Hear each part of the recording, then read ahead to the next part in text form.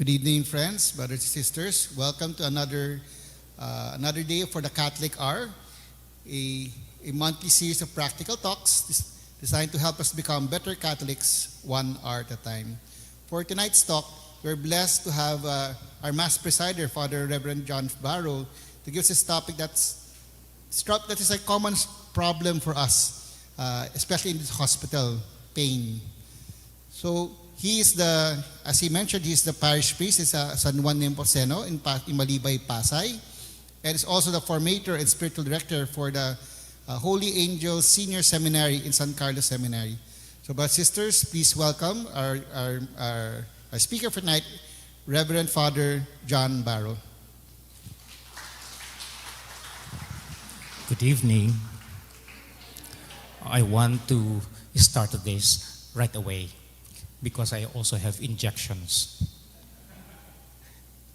Magandang gabi po sa inyong lahat. Alam nyo, first, because of personal struggles. The first thing in approaching it is this. You have to think that there is an exhibited behavior. Nagagalit siya, gwawala siya, umiiyak siya. But what is the underlying thing and reality behind the behavior? Because there is always a cry behind the behavior. Teach your own apos to name their own source of pain. Because the youth of today, they're looking for that safe space. Wala man lang nagtatanong sa amin kung bakit kami nasasaktan. One must name the cause of the pain. Para bagang kapag natukoy mo na yung nararamdaman mo, kapag natukoy mo na ito, nawawala na ng kapangyarihan to. Alam to ni na Father Gerard, ng mga estudyante sila, lagi ko name the pain. It loses its own power. Ano gagawin ng mga mag-asawa na umiiyak ka na, tapos hindi man lang lumalapit ang asawa mo? If it is a safe space, magtatanong man lang, bakit ka umiiyak? It gives a very wrong signal pag hindi nagtanong. And when you utter the very source of your own pain, if you can identify it, it is already healing. It is already healing. So, kapag ang pasyente umiiyak, sasabihin sa iyo, Doktor, at nakikita mong umiiyak, di ba ang tanong mo, ano po ang masakit? Hindi mo sasabihin, wala lang yan. Arte-arte mo lang yan. Hindi, grabe naman. Ikamamatay ng pasyente. Ikamamatay ng pasyente. Paglingon mo yan, patay na. Pero pag nag-doktor man lang, ano bang masakit ngayon?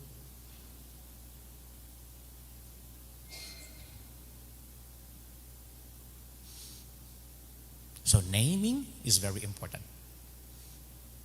Kaya sasabihin ng mga bata, I hate my parents. Meron pinagtatanungan mga ganyan.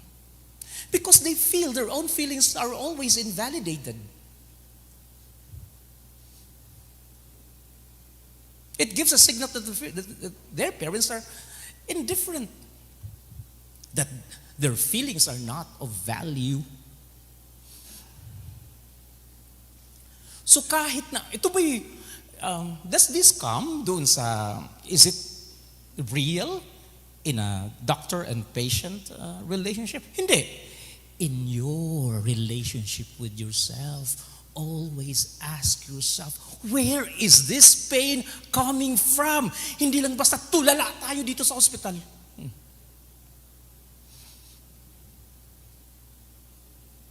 So one Ulitin natin, tinutukoy mo o kaya pinapangalanan mo. This is very basic in human formation. And in our clinical pastoral education, we are there, but if there is seemingly an emotional readiness, we do also ask questions.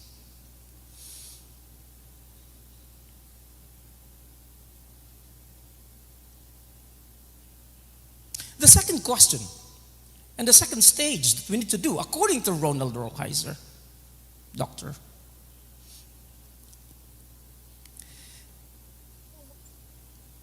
you have, if there is already an emotional readiness for them to express it, halimbawa anak mo na may karamdaman o kaya may iniinda o may mga pagsubok na hinaharap, tinatanong mo, meron ka ba? Kasi ang tagal niya nang iniiyak, iniinda ito. Meron ka bang nakikitang maganda sa mahirap na karanasang ito? Para ma-liberate din siya doon sa imprisonment ng pain. Baka kasi the tendency is to be imprisoned and to be enslaved and to be too attached, too engrossed, and to be attached to the pain, and one cannot see the wisdom within the sorrow or the strength emerging from the sorrow. Meron ka bang nakikitang maganda mula sa naranasan mong masakit na sitwasyon? You have to guide your own children to be freed, not to invalidate the feeling of pain, but to see the grace within the sorrow. What graces are emerging? Kahit na kayong mag-asawa, di ba ang ganda pag mag-asawa nung nagtatanong na, ba't ka umiiyak? Tapos later on, pag tinanong ka na, oh, may blessings kaya na nangyari sa pamilya natin? What graces emerged from our own experiences of pain? Mag-usap ang mag-asawa ng ganun ako. Or we focus too much on the pain, unmindful of the emerging blessings. So when we look back, when we take an inward glance, what graces emerge from our own experiences of pain?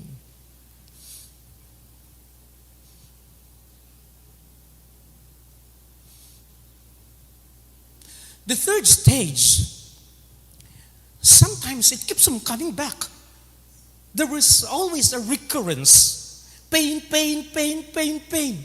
I can name the pain and it keeps on, there is so much recurrence because I find it too difficult to identify also and claim the blessings because I haven't yet mourned and grieved and wept for the pain that I've experienced. Hindi ko man lang napagluksaan, hindi ko man lang napagdalamhatian, hindi ko man lang naiiyak.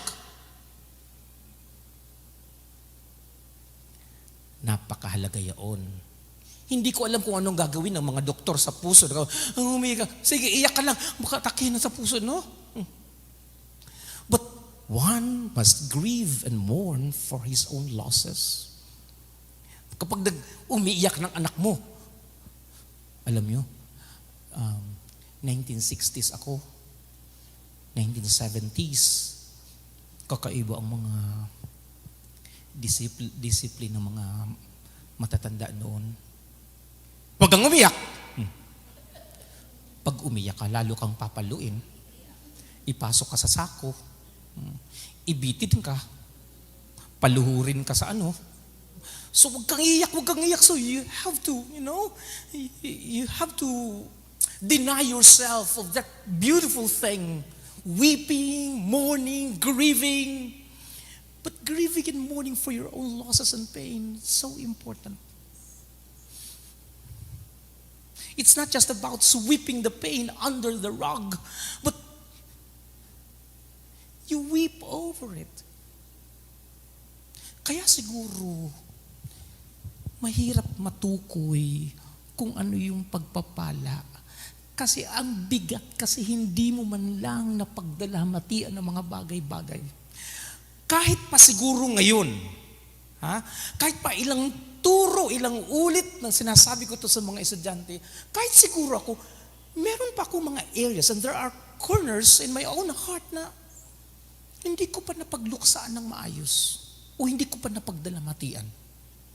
And the pain is just there, too frozen. Too frozen. The tears are the ones that could thaw it. Di ba? Anong ginagawa niyo mga mag-asawa? Nag-iiyakan din kayong dalawa minsan. Ay, opo, kasi kami din ng aso ko, nag-iiyakan din kami.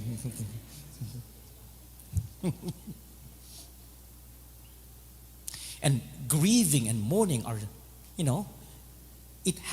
grieving has its own stages too. Minsan nagagalit ka, you want to express it. Minsan nagwi-withdraw ka muna ng konti, you want to express it. But that's part of grieving.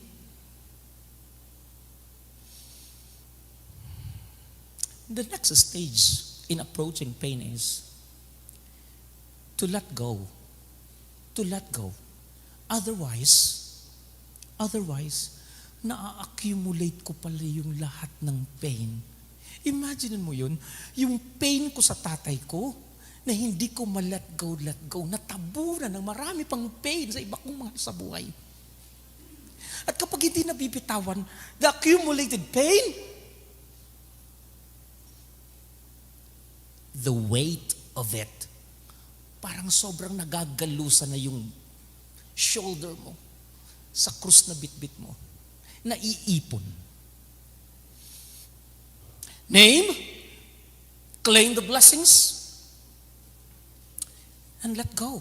And sometimes it's not just about letting go na, sige bitawan ko na, but sometimes it is about letting it be. Mahirap yun kapag sinabihan mong isang pasyente na, hanggang dito na lang yung treatment. Sometimes we don't have the right words for it or the right language for it. Mary teaches us, let it be. Let it be. If it is unmendable, then let it be. If it is incurable, then let it be. Of course, madaling sabihin yun. Pero ang tapang ng mga tao na hindi lamang basta marunong tukuyin kung ano yung root ng kanilang karamdaman, root ng kanilang nararamdaman, root ng kanilang sakit, root ng kanilang sakit, kundi napapangalanan din at inaako yung lahat ng biyaya na nagmumula rito at napagluksan ito ng buong tapang at buong katapangan din na nabibitawan at isinusuko sa Diyos.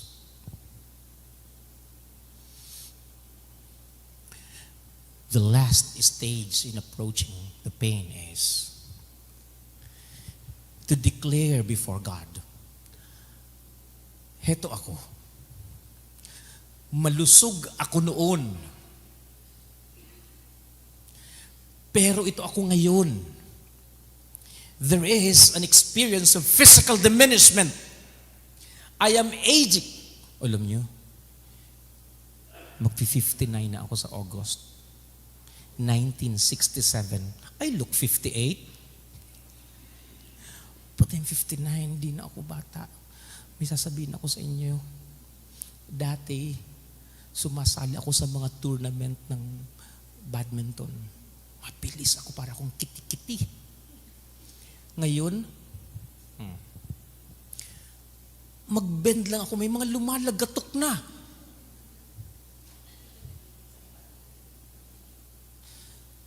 Bumangon ako pag umaga, katagal. Hindi ko alam kung anong posisyon. Ang sakit na ng mga nerves ko, yung mga ugat ko dyan. Aging is an art that needs to be mastered. Kaya yung mga sinasabi ng mga nakatatanda noon, naaalala ko na ngayon. Huwag maligo ng pagod na pagod ang katawan. Ako Diyos ko, ngayon ko na nalalaman yan. Ang dami kong iniinda. Nagkaroon pa ako ng lumbar problem. Ano ba yung sciatica? Ay, naku po, Panginoon ko. The pain is so real. One time, it was a very uncanny experience, very strange. I had to meet friends, magkakapatid. Problema ko, may sciatica problem ako, so kikiay ako. Nagka-frozen shoulder ako. Oh my God! Hindi ko alam pag natulog ako, naku po, ganoon ko. Hindi ko alam kung paano gagalaw. Nagka-stiff neck pa ako, sabay-sabay. So imagine, pumunta ako ng power plant, Rockwell, ganyan na ako. Yung magkapatid, isa lang ang dumating. Alam mo kung anong problema? Merong sciatica, merong frozen shoulder, merong stiff, kaedad ko. Imagine that. Kayong mga bata-bata pa, naku, darating din kayo dyan.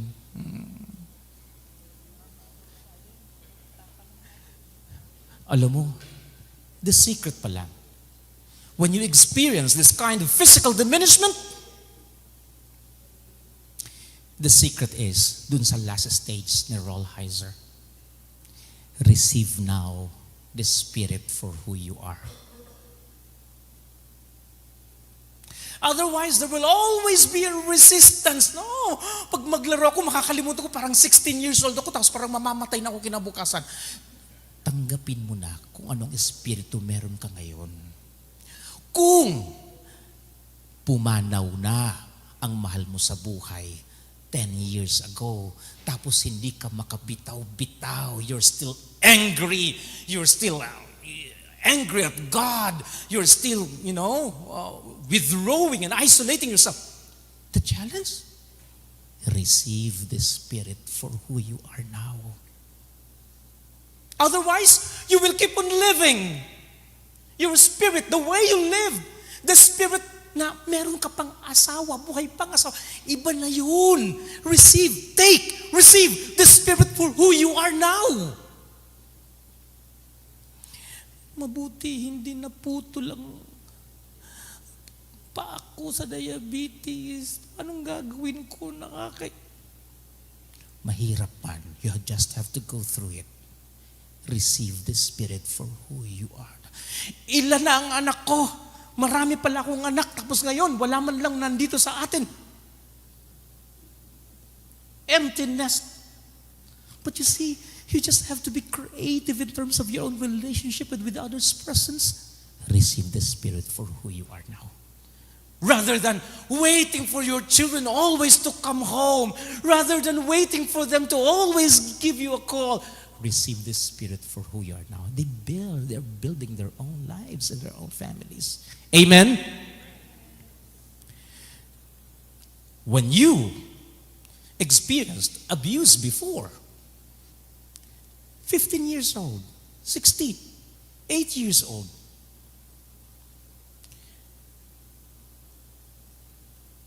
and you're still very angry at life, namatay yung spirito mo noon, o kaya yung spirito mo kahit na ngayon, ay yung pa rin yung spirito na galit at spiritong naabuso at lahat. No. Receive the Spirit for who you are now. May asawa ka, may 5 kang anak, may maayos kang mga... Receive the Spirit for who you are now. And that is why Pentecost is not a general thing, it's very personal. You receive your own spirit, God's Spirit for who you are now. Imagine, if you guide your own patients and not just to pass by them, mag-guide natin. Not just to look at them as subjects as patients in room number. Pero masabihan man lang natin na, oh,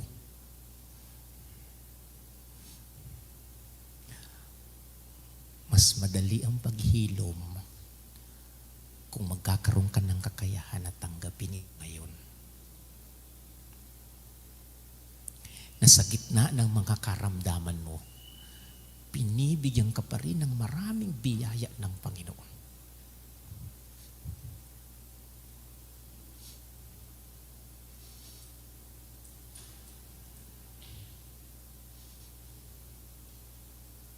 So, as 59 years old, my challenge is also to receive the Spirit for who I am now. Alam niyo, nung nasa seminaryo ako, makapal pa ang buhok ko. Nung lumipat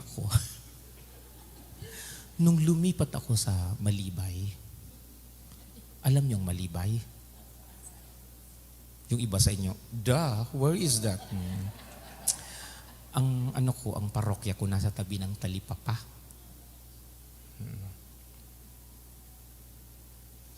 Pag umulan, putik lahat sa loob ng simbahan. Napakadumi. Napakadaming e-bike. Daming mag-aaway. Naka-livestream ba tayo? One time nagmimisa ako, may pumasok, nag-aaway. Sa katarantahan ko, iba yung nasabi ko.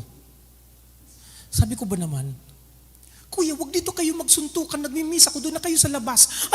Lumabas nga doon, nagsuntukan, nagpapatayan doon sa labas. Ang ibig kong sabihin, wag na kayo mag-away.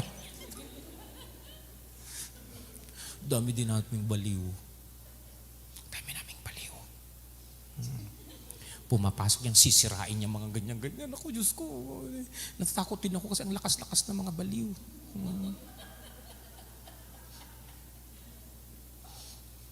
Naku po, ang higaan ko, kwarto ko nasa second floor, pag dumungaw ka, pwede ka mag-order ng 5 kilong liempo. Nandun lang sila. Imaginin mo, alauna sila magkuklose sa Talipapa. Wala akong tulog niyan. Gigising sila, kasi mamamalengke, darating sila, 3:00, bubukas na yan. Yung mga buko, magsisimula na, yung mga niyog, magkakayod na. Yung mga, Diyos ko, wala akong tulog, Panginoon. Pain. Ang sabi naman sa akin, receive the Spirit.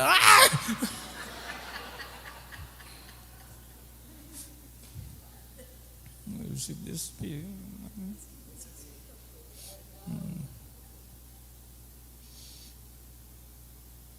Buti pa dito. Aircon. Kaya pala si Father Gerard, ang ganda-ganda na ng kutis, no? Mamink-mink.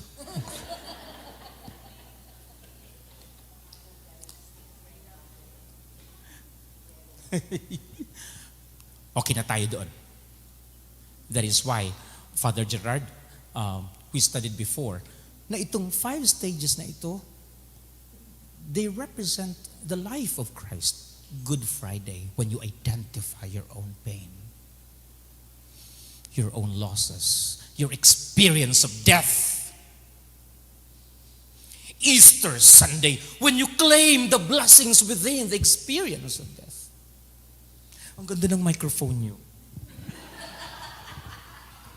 Siguro mas mapapadali yung reception of the Spirit kapag i-donate nyo na ito sa akin. Sabi ni Sister, mawawalan kami ng microphone.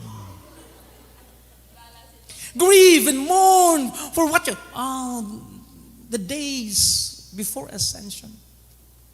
The letting go is an experience of ascension, isn't it? And the reception of the Spirit is your experience of Pentecost.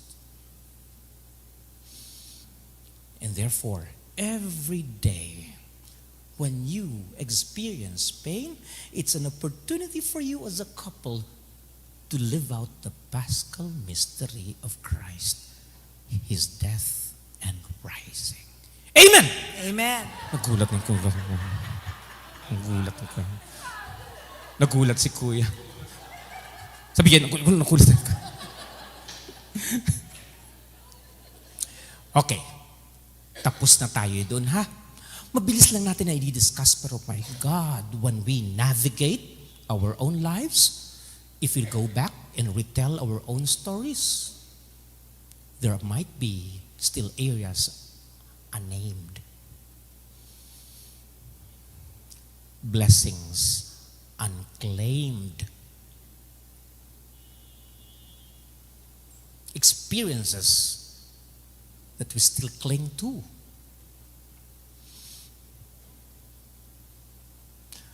Mga bagay sa buhay natin na kailangan pa nating managuhoy at pagluksaan. At kahit na 40 na tayo, 50, 60, 70, maaring yung spirito na meron tayo ay spirito ng isang 20-year-old na hindi makabitaw-bitaw sa espiritong nasaktan. You still live that kind of spirit. So, punta tayo sa panibagong approach sa pain. Una, I might be experiencing pain because this is God's way of purging me.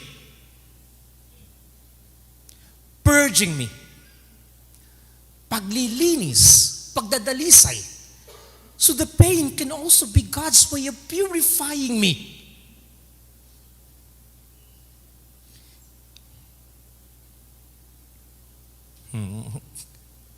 Nahihiya akong ikwento. Ikwento ko na nga.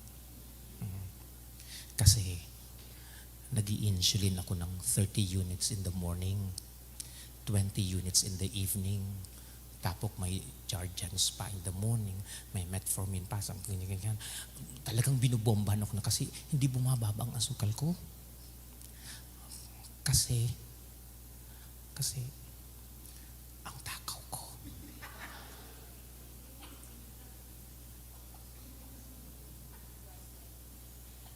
Classmate, kanina nakita ko dito, may coffee shop doon. Meron doon sa gilid. May tapaking ka na nakatago doon. At alam niyo ba ang tapaking, Gerard? Very simple na tindahan. Huwag niyong sasabihin sa iba. But they have the best chocolate cake. Chocolate cake. Tingnan mo yung mga makain. Ano yung chocolate cake? They have the best chocolate cake. At laging nawawala yaon. Kaya kapag maabutan mo, kainin mo na. Oh my God. Tapos, bago ako pumunta dito, nabalitaan ko na ang Rockwell nag-open doon sa kanilang yayamanin na food court ng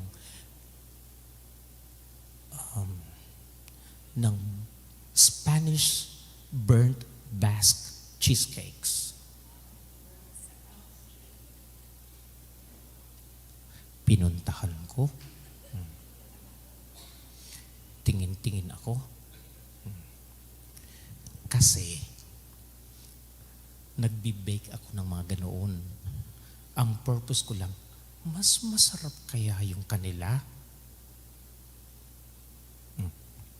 So, tumikim ako. Ngayon pala ako nahihimas-masang kasi ang lakit ng ulo ko. Kasi inubos ko yung ano. Oh my God, Gerard, the burnt Basque cheese, it is, blackened by 220 Celsius. Usbong yan. Pero it is still very gooey inside. Yung pag-slice mo, yung mga cheesecake niya na parang rumaragasan ng gano'n, sarap. The secret is in the cream cheese. The better the cream cheese, mas tasty. Wag Magnolia. Yung maayos. Emborg, Philadelphia, may mga mahalaga yun. Tinikman ko. Gerard, mas masarap yung akin. Pumunta ka sa Malibay. Huwag kang magdala ng sasakyan kasi guguhitan nila. Ako kasi yung tikim-tikim. Tikim-tikim. Tikim ng cheese, tikim ng ano, tikim ng mga kung ano-ano-ano. Oh my God, no. Saksak naman ng saksak, prick ng prick, prick ng... Nagagalit talaga ang doktor sa akin. Tapos, kalilibing ko lang sa kapatid ko. Kidney malfunction, diabetes din. Inuubos ang lahi namin ng ano. Diyos ko, lahat ng santo, pinagdasalan ko, sasabihin ng mga santo, ano naman magagawa namin sa bunganga mo? Alam niyo, nagmisa ako minsan. Nagmisa ako.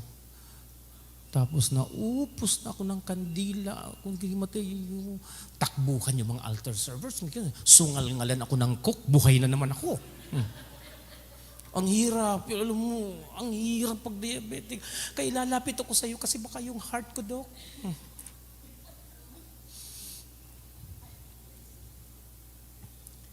But I think God is purifying me.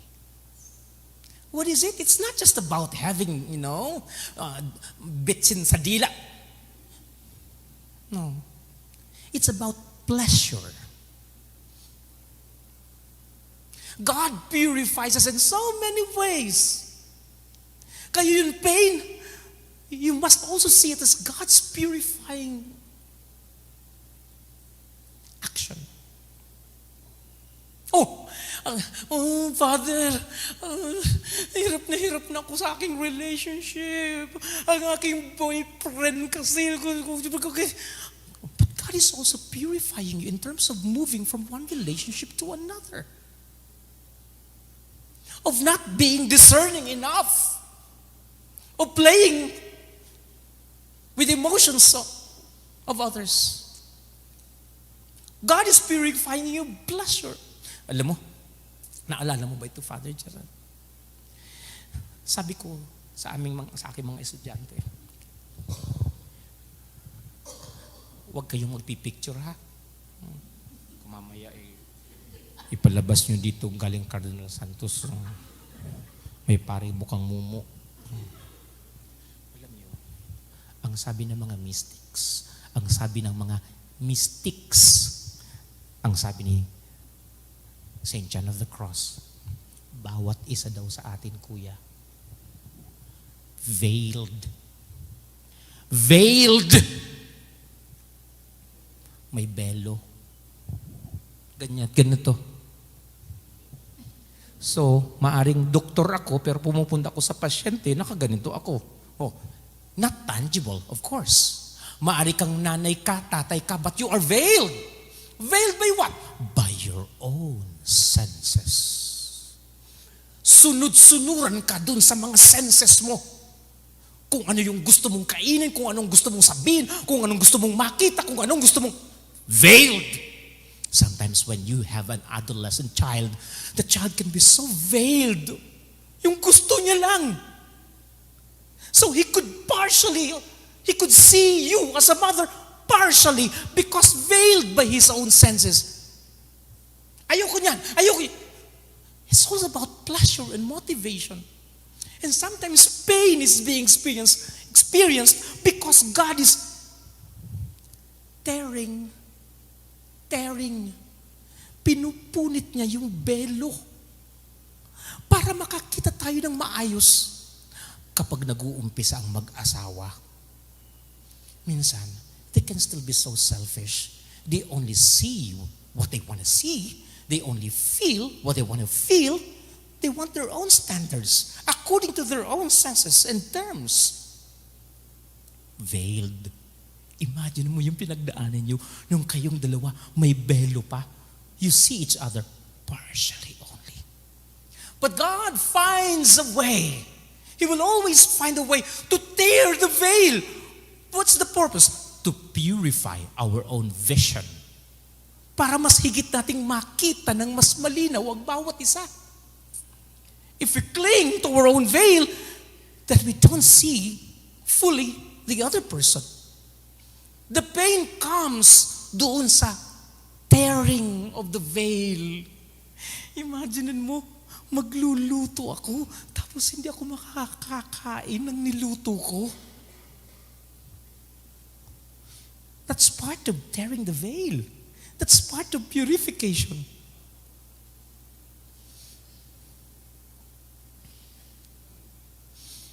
One time, hindi ako makakain. Nagbe-bake ako ng cake and all. Cookies, mga, kung anong mga pangdila. Tapos hindi ako makakain, sama-sama ng loob ko. Tapos bigla, may nagdala ng, magluluto ako ng mga maayos na cake. Bigla may nag-offer ng red ribbon na mocha. Hindi naman ako kumakain nun. Tinikman ko. Masarap pala yung mocha.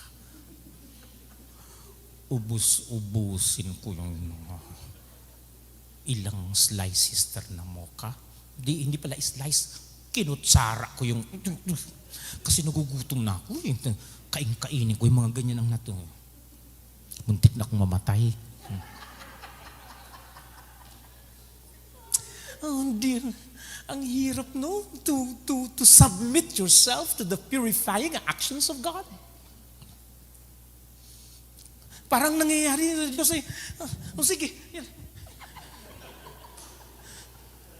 Tapos habang being torn by God to purify you, ikaw naman, nangunguyapit ka doon. Sometimes we are ruled by our own senses, ruled by our own anger, ruled by things that we want to see and all. Yung mga senses pati natin, very powerful. Ang sense of smell ko, pag nakaamoy na ako ng pagkain, alam mo, kuya, pag pumunta ka doon sa Gerard, pag pumunta kayo doon sa sa parokya ko, palibot ng simbahang maliit, dugyot-dugyot kami. Tapos ang dami mga tusok-tusok na balls. Ang dami mga tinding, nangangamoy na yan. Pag ikaw naman ay hindi ka pwede kumain, limitado ang kakainin mo kasi magagalit ang doktor mo. Yun naman ang mga lalanghap mo, lahat ng uudyukan ka.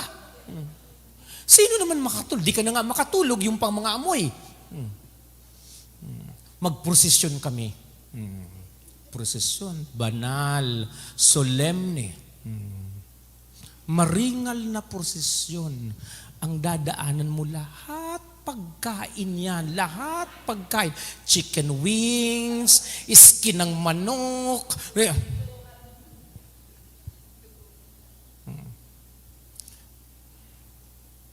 When Gerard was a student in the seminary, I loved to cook for them. I loved to cook for them. And they would devour everything. Alauna, 2:00, alauna ng umaga, magluluto pa. Magbibake ako ng bread. Ginagaya ko yung ibang tinapay ng, ano bang tinapay?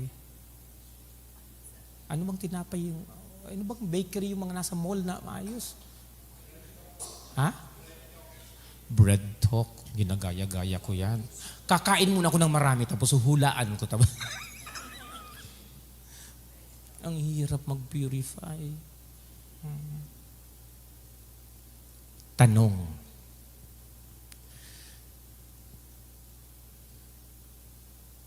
Lagi-lagi ba? Is it only about purification? Hanggang saan yung purification, sister?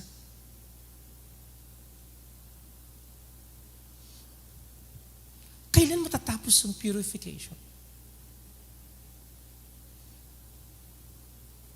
Why is there always pain? Why do you still feel the pain? Even if you have submitted yourself to God? Bakit hindi nawawala minsan yung purification?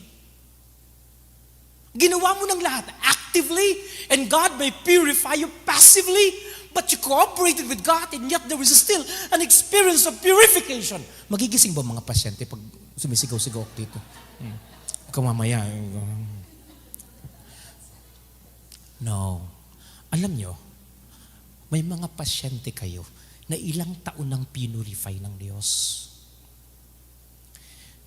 Pero, maaaring hindi na purification.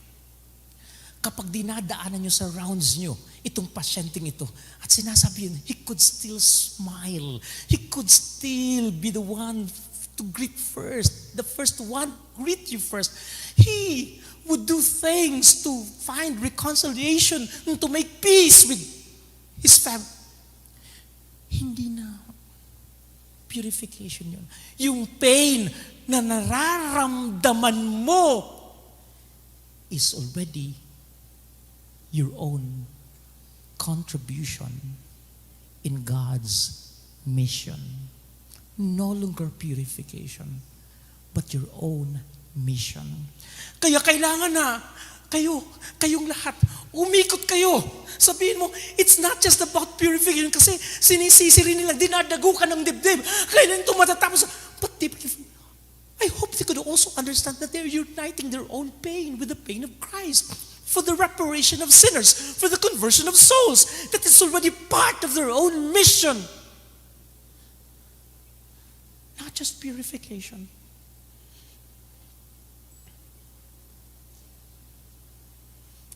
Hindi na ako sisigaw kasi mamaya gutom na naman ako. Sure na sure ako sa sarili ko na hindi pa ako umaabot sa full ng mission. Purification. Remember, Saint Francisco, magkapatid sila ni Jacinta. Pinsan nila si Julia, Our Lady of Fatima, the seers. Grabe ito in terms of approaching his own pain. Mantakin mo, he was 8 years old. Nakikita at naririnig ng dalawa niyang kasama, ng kapatid niya at ng kanyang pinsan, ang Birheng Maria. Nakikita, naririnig. Siya, nakikita niya lang. Di niya naririnig. Sunod, sinabihan siya, kayo ni Jacinta, you will both die young. Sabihan ako noon, kahit na ngayon, sabihan ako ng doktor. Nang mamamatay ako, sasakbukin ko muna ng doktor. Nakakatuwa yung meron kaming maintenance na inatake sa puso. Diabetic din. Kaedad ko, seminary. Si Cesar. So inoperahan siya dito. Ang sabi ng doktor niya dito, na doktor ko din, sabi ba naman sa akin, huwag kong isusumbong. Sabi ba naman sa akin, ikaw na ang susunod. Ay! Father Gerard, umalis nga ako doon. Ano kung sasabihin ako ng susunod? Umalis ako doon, tapos tumakbo ako ng tumakbo. My God. You will both die young. At babalik ako, sinabihan sa Francisco. Babalik ako, and I will bring you to heaven. So you have to pray rosary every day. Imbis na magalit doon sa, at masaktan doon sa sinabi ng mahal na ina, alam mo ginawa niya, Father Gerard? Tinanong niya, itanong mo sa Virgin Mary, ilang rosaries ako I will pray as many rosaries as you want. Simula noon, yung baon niya, pinamimigay niya sa mga bata. Imbis na masaktan, Pinamigay niya sa mga bata. Naggumagawa siya ng tali ng rope para ma-purify siya. Pinapatawag sila ng officials ng government, local government. Tapos recant! Bawiin mo yung sinabi niyo na nakikita niyo ang mahal na ina. Kundi, ilulubog namin kayo sa mantika, pakukulan namin kayo sa mantika. Wala lang sila, kalmado lang. Inooperahan sila na uli. Walang anesthesia. Wala. Sikreto ng pag-approach niya sa pain na yaon. Ang sabi niya, nakita niya daw sa vision na people keep on offending Christ. At alam mo ang sabi niya, kung bakit nakayanan niya yung sacrificial love on why he was able to offer up everything, including the pain that he was feeling. Sabi niya, I want to be a consoler of Jesus. Imagine. You feel so much pain, and every experience of excruciating pain, this is to console Jesus. Kayong lahat, pumunta kayo sa mga pasyente, sabihin, console Jesus.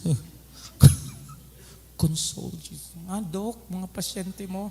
Oh, by the way, this is your medicine. And another powerful medicine, offer it up to console Jesus. Pag sinapok ka ng pasyente mo, wala pa siyang emotional readiness, Dok. Imagine what's going on in your marriage, the marital conflicts. Pag-usapan nyo ng maayos, but console Jesus. The Virgin Mary has this beautiful approach in terms of approaching pain. Una, fiat. Ang kanyang pagbitaw at paglapag ng oo para masunod ang kalooban ng Diyos. At itong fiat na ito, mga oong ito, nanganak ng napakaraming pag-oo. Mahihirap. Painful. Yung makita ang anak mong sinasaktan, pinahihirapan. She kept on saying, fiat. Fiat. Pero naranasan niya din yung Magnificat. Yung pagpupigay ng papuri sa Diyos. Dinadakila mo, nakita niya kung paano gumalaw ang Diyos. Nakita niya ang kadakilan ng Diyos. Magnificat. Naranasan din ng mahal na ina ang stabat.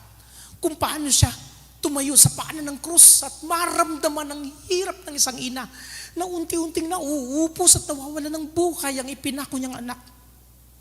Pero merong isang sekreto ang mahal na ina. Ang tawag sa Latin ay conservabat. Conservabat. Sabihin nyo nga. Ba't para kayo mga French? Ulitin natin. Conservabat. Naalala nyo ba yung sinabi sa Biblia kay Maria? Nung naririnig niya yung ibang sinasabi ng iba tungkol sa kanyang anak, ang sabi kay Maria sa Biblia ay, pero inipon ni Maria itong lahat ng ito sa kanyang puso. She kept all these things. She treasured everything in her heart. Conservabat. She pondered. It was not about intellectual pondering. It's about keeping the weight and holding everything in her heart.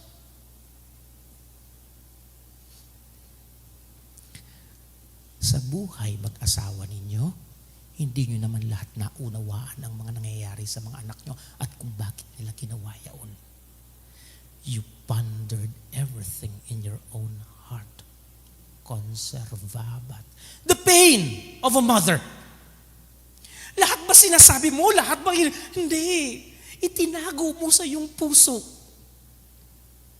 Like a treasure. Tinago mo sa puso mo lahat. Ikaw bilang may asawa, ikaw bilang magulang, ikaw bilang kapatid, bilang anak, tinago mo sa lahat. Tinago sa puso mo. Conservabat yun. Yung pain na nararamdaman natin, minsan hindi mo masusumpungan yung whys nito. And you may not understand. It's beyond logic. Kung paano gagawin ng Diyos yaon. Ang tanging magagawa natin ay itago ito sa ating puso. Marami. Oy, ang dami mong itinago sa puso. Pero hindi yaon masama. In silence, these treasured trials, unexplained, will create deep roots and will sprout. It will create a sense of luminosity. It will create so much radiance. At kahit na madami kang tinago sa puso mo, ang dami mong tinago sa puso mo, na para bagang sinasabi mo, hindi ko maunawaan. Anong nangyayari? Nothing is good is happening. My God! Other people will say, you're the good that happens to us. Because they can notice the radiance and the luminosity in you. Because of your own treasure. So it appears that there is no fruitfulness because of your own pain. But the treasured pain is a testimony of your own faithfulness, though you do not understand. Can you explain as a doctor kung bakit yun ang Hindi. Sabihin mo, Doc, treasure it in your heart. Doktor, may sakit nga ang puso ko.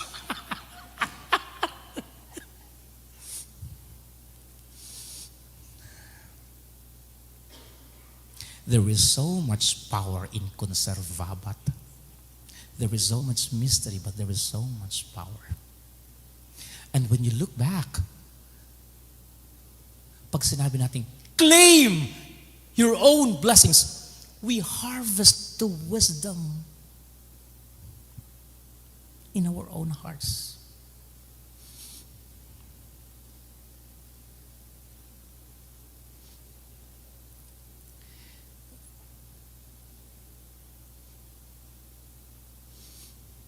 Father Gerard, dito na lang muna ako kasi nanginginig-nginig na ako. Oh, do you have some questions? One or two that I can answer? Ayoko na mabalitaan ng kardinal na hinimatay ang pari, nag-fluctuate ang sugar sa Cardinal Santos. Yes, Father Gerard.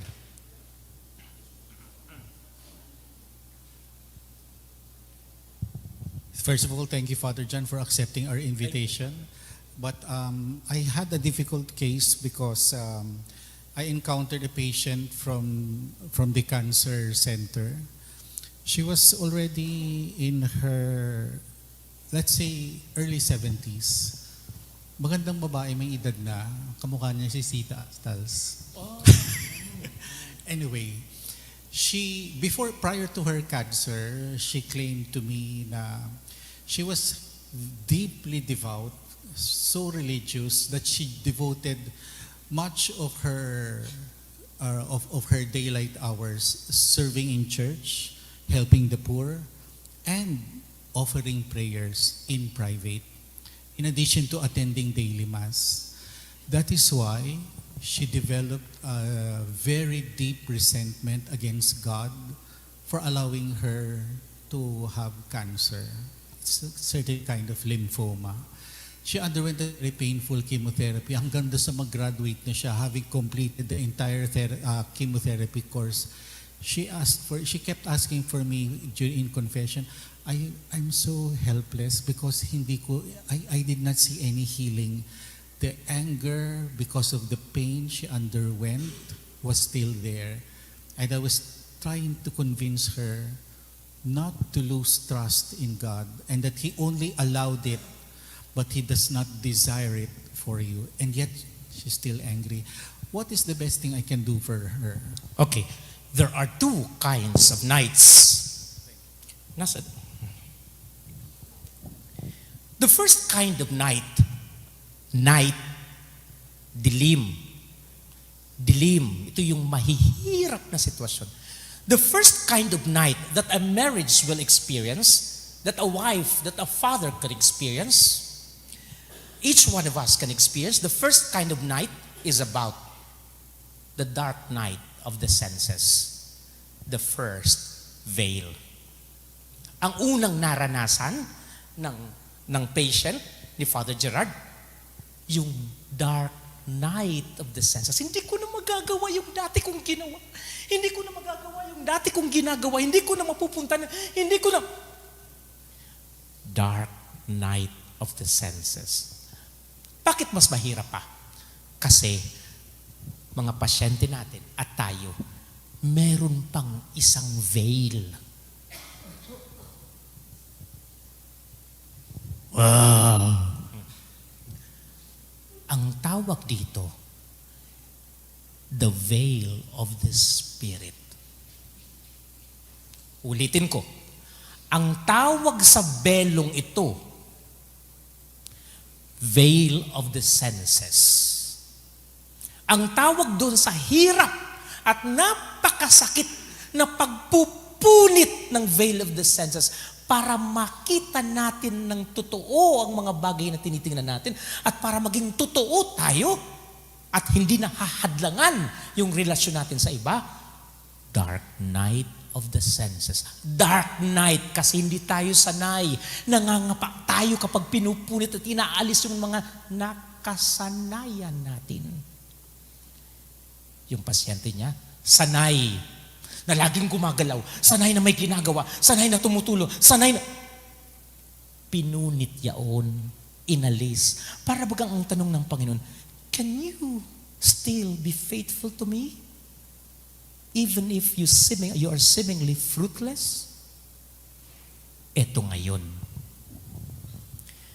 Kahit pa napunit na ito, meron pa rin isang belo na tumatakip. Ibig sabihin, hindi pa rin natin nababaan na aga ng ganap. Ang tawag dito ay the veil of the Spirit. Alam mo ba, nanay, kung ano ang dinadalisay sa veil of the Spirit? Kaalaman. Kaalaman. Na minsan, ito yung gusto ko, ito yung alam ko, ito yung nauunawaan ko. Pinupulot ng Diyos. Minsan hindi natin nakikita ng ganap ang Diyos kasi ruled by what we think, by our own intellect, kung ano yung alam natin. Kapag sinabi mo na, Panginoon, punitin mo po itong belo, this veil of the Spirit, naramdam ko po, nararanasan ko ang dark night of the Spirit. Kasi wala na akong maunawaan. Kapag sinabi mo yun, ay sinusuko mo ng Diyos yung sarili mong pangunawa at sinasabi mo, isinusuko ko ito sa iyong karunungan, sa iyong pangunawa. You are moving from intellect into faith. Kasi sumusuko ka na doon sa karunungan ng Diyos. Yun! Father Gerard, sabihin mo sa kanya, God is actually healing you. Transforming your intellect into faith. Pero dahil gustong-gusto natin yung saya ng sarili nating kaisipan at karunungan, hindi pa tayo makausad-usad doon.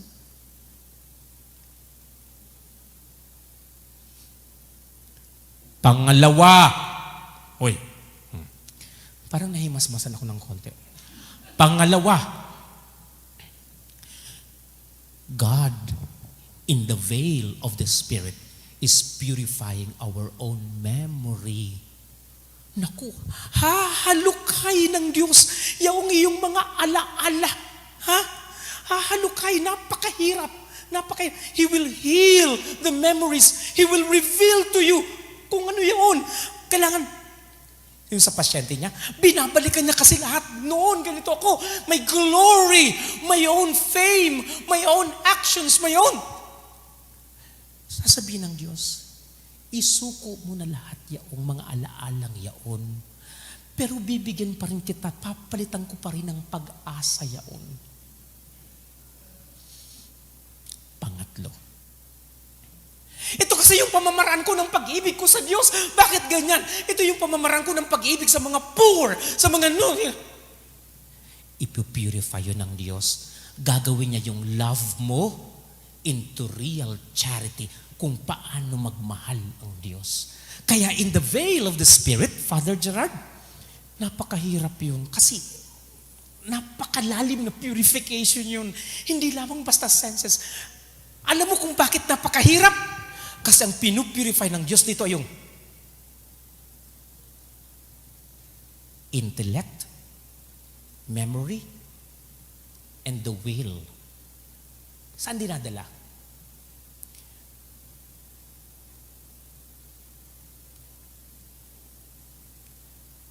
Ang binubuo ng Diyos ay yung theological virtues. Karunungan into faith, yung memory, into hope. Yung sarili mo pamamaraan ng pag-ibig, into real love. Charity. Real love of God. Faith, hope, and love. Maaring napakahirap yung dinaraanan niyang pain. Kasi, kung itong dalawa lang ang i-purify, sadyang mahirap.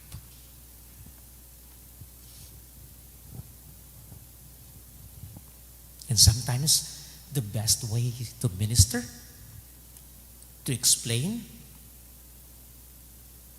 as much as you can only do so far. And to just offer your own presence to them. Because they may not have yet the emotional readiness for this. They may not yet be ready for this. Pero, yun ang nangyayari sa kanya. The dark night of the senses and the dark night of the spirit. So maraming salamat, Father. Father, 7 o'clock na, Father. Alam ko, nagugutom yung mga tao. Merang snacks tayo sa labas for everybody. Father, tayo sa tapaking tayo mamaya. Let us all stand. The Lord be with you. And may Almighty God bless you, the Father, and the Son, and the Holy Spirit. Ang dami niyo pong santo, ipamigay niyo na yan.